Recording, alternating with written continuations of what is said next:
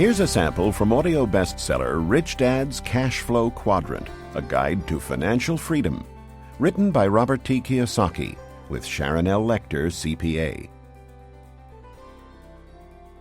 When people ask why Kim and I were homeless back in 1985, I tell them it was because of what my rich dad taught me about money.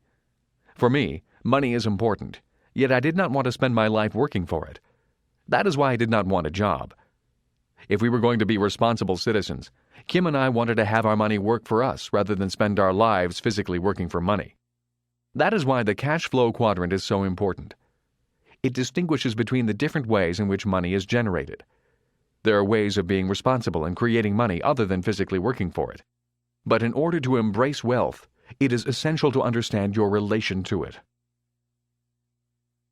My highly educated dad had a strong belief that the love of money was evil, that to profit excessively meant you were greedy.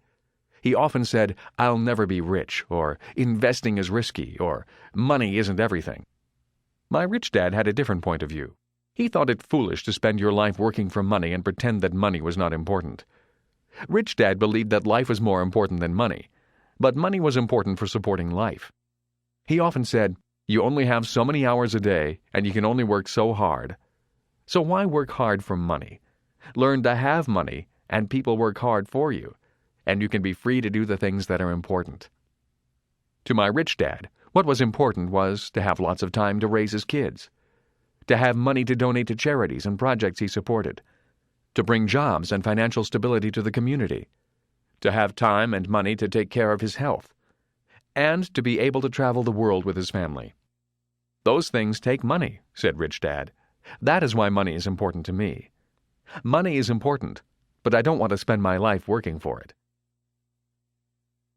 It was my rich dad who often referred to the cash flow quadrant when I was a young boy.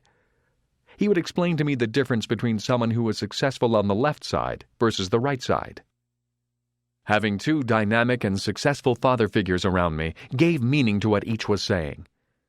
But it was what they were doing that allowed me to begin to notice the differences between the ES side of the quadrant and the BI side.